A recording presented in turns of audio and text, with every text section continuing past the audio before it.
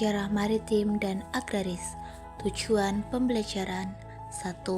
Mampu menjelaskan letak geografis Indonesia. 2. Mampu mengidentifikasi ciri-ciri dari negara maritim.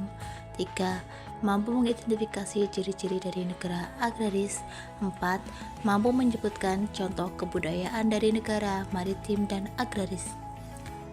Halo anak-anak, tahukah kalian bahwa letak Indonesia di peta dunia memberikan banyak keuntungan bagi kita? Selain memiliki posisi yang strategis, Indonesia juga dikenal sebagai negara maritim dan negara agraris.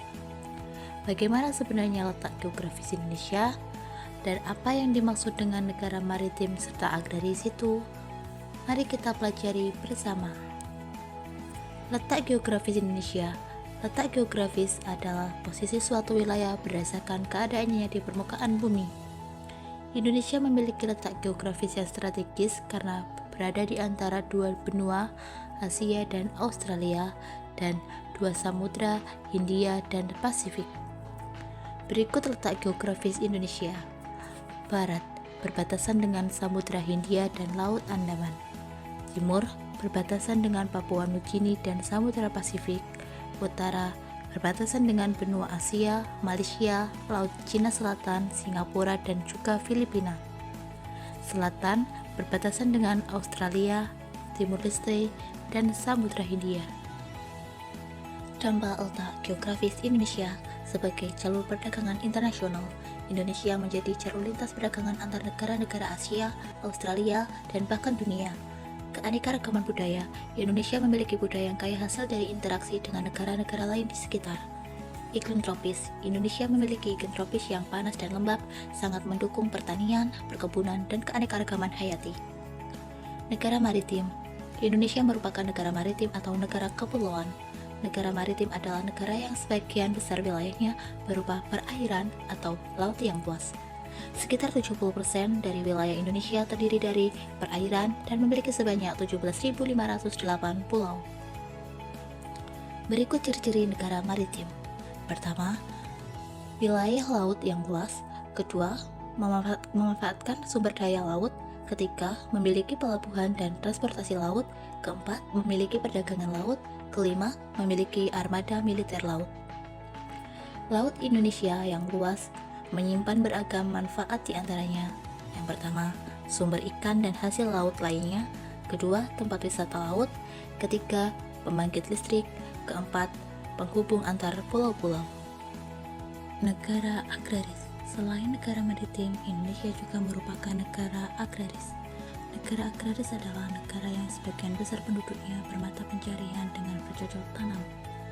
Dengan luas wilayah daratan, penduduk di negara agraris dapat mengolah tanahnya untuk dijadikan lahan pertanian dan perkebunan yang bermanfaat.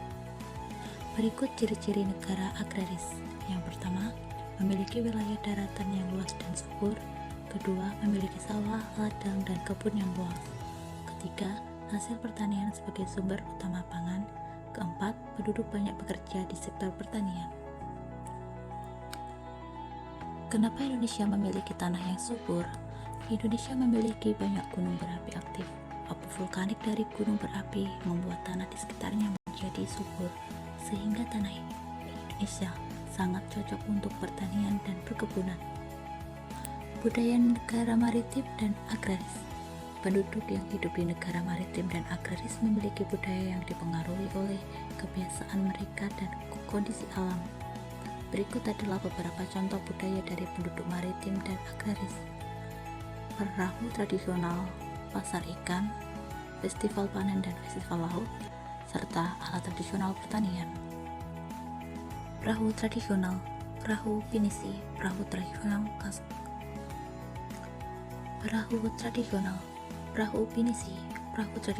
Sulawesi Selatan.